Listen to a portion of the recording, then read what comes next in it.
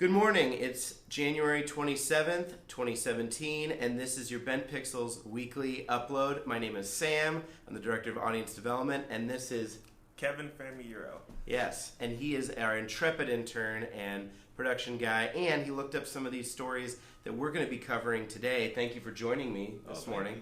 YouTube CPM rates leave creators reeling, Facebook snags an esports exclusive of their own, and Twitter gets ready to show me the moments. So we're going to start with our lead story about the post-Christmas CPM dive on YouTube. Now, the CPM rate is something that creators and people in our Bent Pixels community and in other communities know about, where it's essentially defining your ad rate. How much are you making when people are like clicking on your video? And then it also affects the bids of how much that companies spend in order to get their ad or their video shown ahead of yours, whether that's pre-roll, mid-roll, non-skippable pre-roll. So YouTube lightning rod PewDiePie dropped an interesting picture on his Twitter illustrating the extreme dive that CPM rates take in January. Essentially, he said, if you wonder why your favorite YouTuber takes a break in January, this is why it is. Over the course of the calendar year, CPM rates tend to rise gradually as a whole from January through December, says Matt Gielen, the founder of Little Monster Media, and that CPMs tend to experience a similar growth cycle within each quarter. So while the CPMs will drop in January at the beginning of Q1, they're going to rise again through March, drop off again in April, rise again, dip, and it follows like that quarterly pattern every 3 or 4 months. Quote from Matt: while November and December ad rates can go up anywhere between 5 and 35%, by January those ad rates tend to dip an average of 22 to 35% of what they were at the end of the year. Some YouTube channels may even see a December to January decline as steep as 50 or 75%. So the interesting thing about this story to me is that I think it's not only about the CPM rates adjusting, but from what we've seen with our clients, what we hear from other people, like it's also about how like YouTube videos get served. Yeah. You know what I mean? Mm-hmm. I think also too that when we think of like people selling products and things like that, video games and other products, that the ad rate is going to raise naturally in December. YouTube also is encouraged to like serve things more actively, I feel like, during that time, and they have an incentive to have the serving happen more frequently when they're high as opposed to when they're lower. So I don't know. I think that for me, it's good that this is a predictable trend, but I sort of wonder, how much marketing dictates that. That if the watch time and views and things like that, if that is really, how does it really get affected? You know what I mean? Mm-hmm. You're a creator, Kevin. Yeah. So you're a video producer. You make stuff on YouTube. You also help out a lot of YouTube creators like making content. Can you talk a little bit about that? Yeah, I do a lot of stuff in terms of doing social media work when I was doing some freelance stuff, even just going as far as to helping create banners, helping with some graphic design stuff, video editing, a lot of video editing, a lot of stuff within Final Cut and the Adobe After Effects and things like that. Even a lot of just copywriting and just writing a little bit of press releases and stuff here and there and stuff. Did you ever work with a YouTube channel that this is like a big concern for them? Like, I know that you've gotten exposed to some of the things that we work with, but has there been somebody where it's like, I gotta make a video because I gotta like make some money this month, or what's been your experience? Some Instagram influencers who wanted to go into sort of the YouTube space, or some local music artists who wanted to hit the ground running with YouTube and video content and making more content in terms of not just music videos but vlogs and other supplementary videos like that. Okay, so you actually saw people migrate from like one platform to YouTube because they thought it would be like a revenue stream? Yeah. Okay, so again, I mean, this is why like CPM rates, maybe you don't understand everything about it, but knowing that it has these seasonal shifts, I think, is really important. Also, in terms of clients, like when you're working with a brand, they see all of a sudden like, well, why is this happening? And it's like, well, there's natural market forces at work. So it helps everybody out to be educated about that. So if you're a creator, if you're a brand, if you're somebody watching this video and this is an issue that concerns you, Comment below. Let us know what your experience has been. Have you experienced a precipitous drop? If so, to what degree? And you know what? Drop a link. Drop a link to your channel below. We can check it out and maybe like kind of continue the conversation there. So on to our second story, which Kevin, you know a little bit more about than I do for sure. Facebook. This is from Engadget. Facebook snags Heroes of the Dorm as an esports exclusive. Heroes of the Dorm is a seasonal competitive thing that is it sponsored by Blizzard, or this is just Heroes of the Storm, which is their popular game? Well, it is actually sponsored by Blizzard, and the goal of everything of Heroes of the Dorm is that basically college teams from the U.S. and Canada compete in that tournament, and whoever wins the tournament wins free tuition. Okay.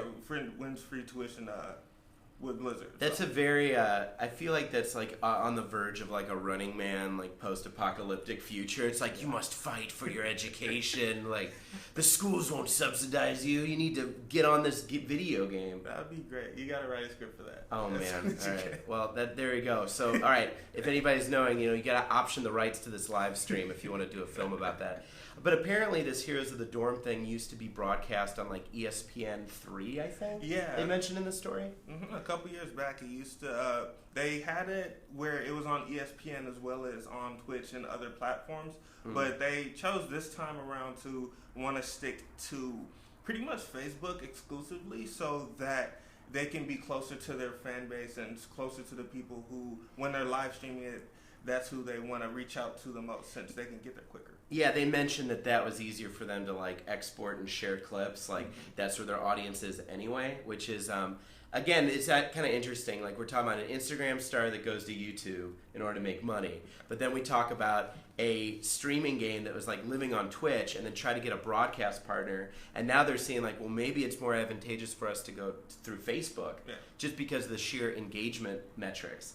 And then there was a sub-story that Lisa also looked up earlier that we won't be covering in depth today, but apparently that Facebook is going to be favoring watch time similar to YouTube in terms of its favorability and getting shown on the platform. So having that influence search results and like discoverability similar to what it does on the YouTube platform.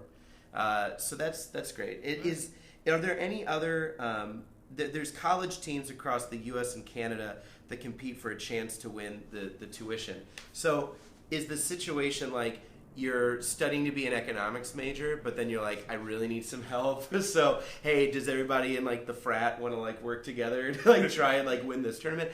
Is the level of play like professional play, or is this like what's the level of competition? Usually for the most part, they are pretty much professionals in that space. It's not usually just someone like a pickup game like basketball. It's not like an enthusiast. Okay, it's not really more of an enthusiast. These are teams that are actually in the school's ranks, like they're really high up. These are people. Is this the NCAA of esports? Pretty much. This is their stepping stone. Like, well, I did 2 seasons at Heroes of the Dorm, but then I got picked up by a pro team. We went pro. Then we're at ESL. Like we're gonna start hearing people talk about their careers this way. Like these are like the opening tournaments. No, this is something that's just gonna keep getting bigger and bigger. And schools also, I think there's a school in Arizona that actually has an official like sponsored like team, because they want to like encourage that. I forget which university. That could be something fun that we could talk about in another episode. But anyway, again, we're talking about competitive gaming. If you're a college age student, guy or gal, let us know. Are you doing gaming? Do you see this happening in your dorm? Or other places. Lisa, are there any replies or comments that need to address? Okay, nothing at the moment. But I think that's an interesting story. I think that the more that the marketplace develops as far as like esports, whether these different entry points, right? Like you start gaming as a kid, then there's these other opportunities with like a monetary incentive, whether that's tuition or whether it's a sponsorship or you're winning something. And then it's like it turns people pro. And then they see these teams make a lot of money. Yeah. So there you go. And our final story, Twitter rolls out the new Explore tab to showcase top moments, trends, and live video. This is a story from the Next Web. Twitter wants to make it a lot easier to discover new content with the Explore tab. they're replacing, excuse me, we're live people. We're replacing the Moments tab with a broader collection of live video, trends, search, and moments. It's like the Explore section on Instagram, meant to help you find interesting posts beyond the people you follow, and the feature was actually getting tested back in October, but now it's rolling out for general use. Live video and trends are still highly favored. Moments appear to only show up in the Explore tab after live video and trends, since live video and trends tend to reflect what the ongoing commentary is. So, how often are you on Twitter, Kevin? Pretty much every other day. Yeah? Yeah, it used to be way more frequently a couple years back, but now it's just every other day, just to see sort of news and just responses of celebrities and other people I like. Yeah. So you have kind of like a curated stream. I think that tech like this, obviously Twitter is trying to maybe even bring people back that were not lapsed with the platform, but it is a thing that we've been seeing pushback in Facebook, right? Where it's you get in your tunnel, you start liking pages that you like, you only comment on people that you comment on. All of a sudden, you comment on somebody that you knew back in high school, and then they get served up constantly in your newsfeed, and you're like, they posted one photo I liked. All of a sudden, now I'm getting updates about their children. But with Twitter, I think it's just so much broader. People tend to still, I don't know, discover things on Twitter. Yeah, and it's one thing. That's one of the things I do like about Twitter as opposed to something somewhat like Instagram. Like Instagram, it got to a point where they sort of changed their algorithm to that. Once you go on their Explore page, it used to be a time where you'd see someone who had a really cool pic in India or something like that, something you've never seen before. But now, once you start kind of seeing the trends of stuff that you like on Instagram, you see a lot more of that, and you're still in that bubble. But with Twitter, you still kind of get a chance to see what's trending in your sort of area. What's in the Explorer, they're talking about what's happening in the news at the moment outside of everything. So it's really nice to see where you can kind of just step out your bubble and see what the world is really like at times. And they're pushing live video too. Yeah. I mean, I think it's almost like live video, the way I've also seen it used on Facebook, it's a discovery mechanism, right? Where it's like they want to favor live video mainly because you might get a stream or something that to a page you might not even know about. But if 2 or 3 of your friends are watching it, it's sort of like when you see that news story like, hey, so-and-so and so-and-so liked this, maybe you want to check it out. I actually like the way that Facebook has their live video set up in terms of just scrolling through and just finding like what's live right now. With Twitter, the trending stuff to me is great because you really kind of dive in. Like I always thought that retweeting is great because you really get exposed to people that you just don't have a connection to a lot of the times. Also, do you curate? This is the general question now. First off, to the people that are watching this video, whether live or after the fact on YouTube, if you use Twitter a lot, if you like the Explore tab, if you like the live stories, let us know what you like about it below. And also, we have an official Bent Pixels Twitter feed that you should follow because we'll be tweeting out these videos and others, all the stories that we're covering. We tend to kind of parse those out through the week as well. It's an opportunity to tell us what you want to see more of, so shameless plug there.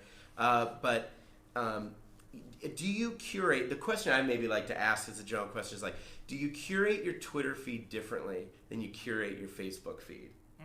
Like, are there people that you follow on Twitter that you don't follow on Facebook because like you're getting something that you want over here, but you don't necessarily need to like, because people have so many different outlets. It's like, I have a Facebook, I got a Twitter, I got a YouTube channel.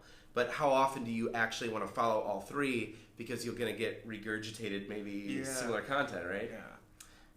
I guess for me, I have it differently because with Facebook, it's strictly friends and family. Okay. And that's such.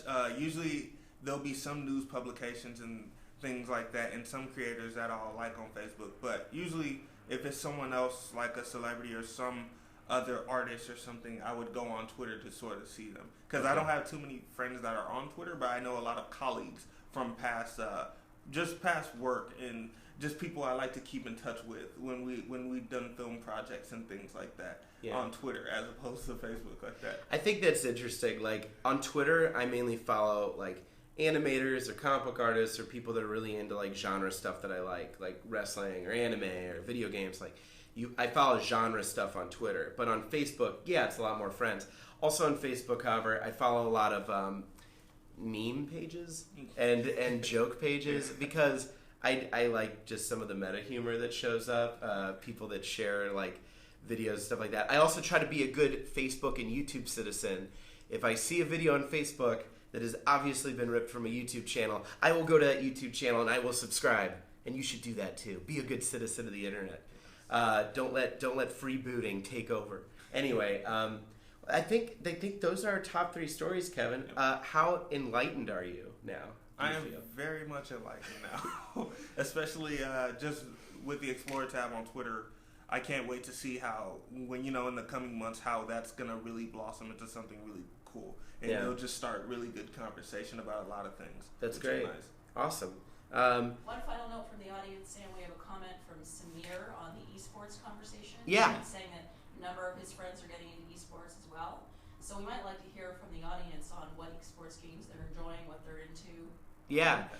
Thanks, Samir, for that comment. I think we talked about it a little bit last week about my lack of experience with some of this stuff. Again, first-person shooters is mainly what I know about. Like Counter-Strike is Counter-Strike. You know, whether it's Counter-Strike Go or whether it's like the Counter-Strike that I played on early computers, but don't follow. What's your rate? Do you, mouse and keyboard, right? Yeah. And you gotta set, I think the DPI rate or something, in order to line up. I was also Quake. Anybody remembers Quake? You had Quake Tournament and Unreal. Well, then it went into Unreal Tournament. Yeah. So this is the age. I'm showing my age right now, but that's those are the games I play. Yeah, I used to play Quake as way younger as a kid. My older brother got me into that. But what I've been playing recently is a lot of Overwatch with my older brother and that's his the big son. one. That one's really fun. Mm-hmm. A lot of I got back into playing League of Legends. It was a while since I was playing that one, just because I was having. Who's your mains in Overwatch and League of Legends, and will you get made fun of on this video? I probably will. My main on League of Legends is Nidalee. But I'm not really good at it. Just because with MOBAs, I haven't been so great. With Overwatch, I'm way better. I use Soldier 76 or Reinhardt. You mean Dad? Yeah, Dad. I love Dad. So, that's awesome. Yeah, I think that's, again, I was talking about meme pages, but I think that's some of my favorite stuff that has come out of fandom is all of the fun Overwatch fan art and making up relationships that don't exist between characters. I know. It's really pretty great. Cool because there's not a lot of story to the game, but people like to make their own stories, and that's so cool about it because it gives life to the game where it didn't have life before. Yeah. We had a lot of Hearthstone people I know in this office, so I know that's not exactly what we're talking about with Heroes of the Dorm because that's just the card game, but but I think still very rich online community and people that are I don't know why, I just keep playing Hearthstone. They get obsessed with it. So tell us below what games you're playing, because honestly, that's going to help us in terms of Voltra, our awesome gaming community through Bent Pixels. I know they play a lot of games. We also have a community member that plays a lot of Mortal Kombat X. I like that game a lot. Very brutal, very violent, but I think it's one of those things where it's when you watch horror movies around Halloween, where it's I just want something gory and messy. Let's watch Texas Chainsaw Massacre, And when you're playing that game, I feel every other moment is literally Jason Voorhees is in the game, So. Jason Voorhees, Predator, it's cool. If you're an old film buff like that and watching old Schwarzenegger movies and things like that, you'll love that game. All right. Well, I think we're going to put a cap in it for this week, put a little button on it for the weekly upload. But, Kevin, where can people follow you on Twitter beyond our Bent Pixels Twitter account at Bent Pixels, correct, Lisa? At Bent Pixels on Twitter. Like this Facebook page if you enjoyed our commentary, if you like our faces, like our voices. Give this video a like, give it a share, let more people know about it. Thank you so much for doing so. And Kevin, where can they find you on Twitter? Yeah, you guys can find me at KTF Wright on Twitter or Instagram or even YouTube. And you can definitely find me on there and just helping out and stuff like that. All right. Well, we'll see you again next week. Oh, wait. Okay. So we'll see you again. We'll see you again next week on the Bent Pixels Weekly Upload.